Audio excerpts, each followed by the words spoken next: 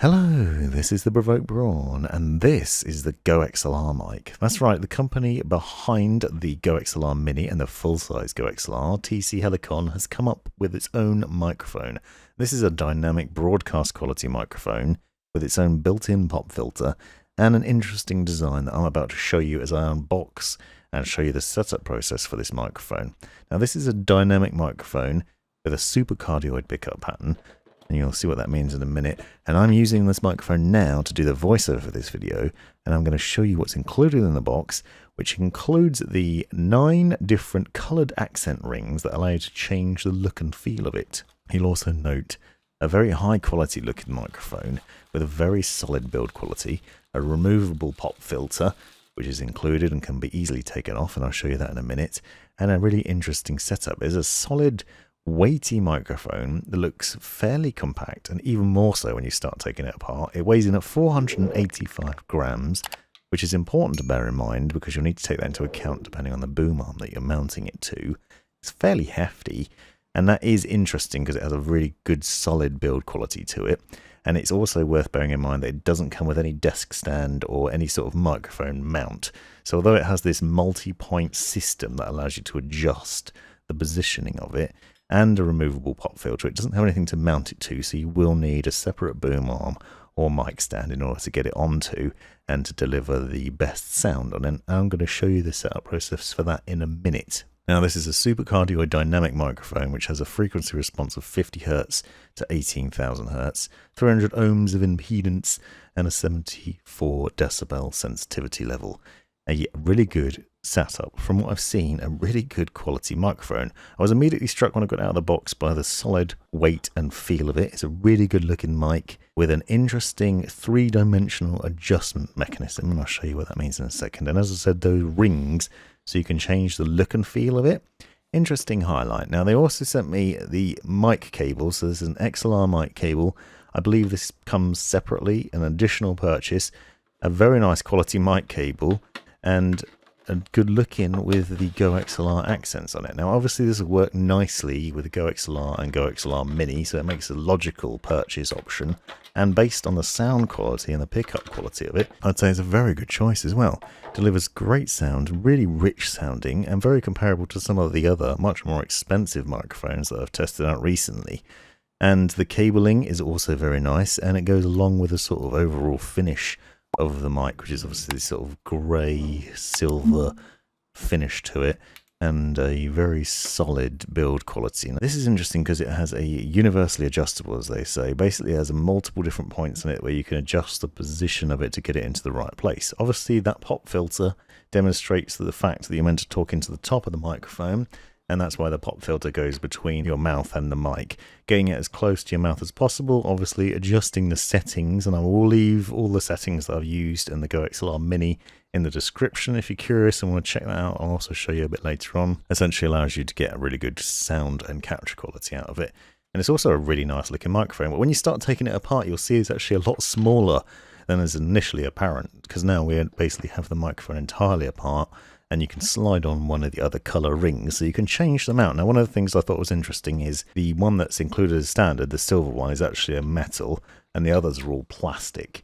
A small point, and obviously a cost-saving measure. You wouldn't necessarily want loads of metal rings in there. You're probably not going to be using them all. It's just a small highlight to the design that they've included the option to basically customize the look and feel of it. Obviously, if you're purchasing multiple of these and you're using them in a perhaps podcast setup, you could have different colors for each one. Might look quite nice. There are options here. Interesting design highlights, certainly unusual. I have seen some rings previously on other microphones, so you could put a little bit of style into it, but it's nice to have the option here. I've gone for the blue one because I am a big fan of blue. Now, you can see me mounting it on the Rode PSA 1 Plus here. And that mic arm's perfectly capable of dealing with the weight of this microphone. It is a pretty hefty microphone despite its small stature, so it is pretty compact, which is nice. Doesn't take up a lot of room, fairly understated in its design. So obviously no RGB lighting like something like the HyperX Quadcast S, for example. It's also not as huge as my usual microphone, a Shure SM7B, but still really good capture quality. Once you've got it onto the mic arm, you'll notice that there are multiple points that we can adjust to get it into the right position. So as it is now pointing up into the sky, obviously that's no use because we want to be talking into the top of it, straight down into the top for the best sound. But you can easily adjust the points on here. Now you will notice that the pop filter is removable, so if for some reason you don't want it, perhaps you have a bigger one or a better one. Otherwise, I wouldn't recommend taking it off because it will reduce some of the pops from your mouth, so it will improve the sound quality. But you do have the option to remove it. And then you basically just adjust the dials on the side to position it into the direction you want. So depending on where you're going to be sitting, obviously adjusting it to position towards your mouth.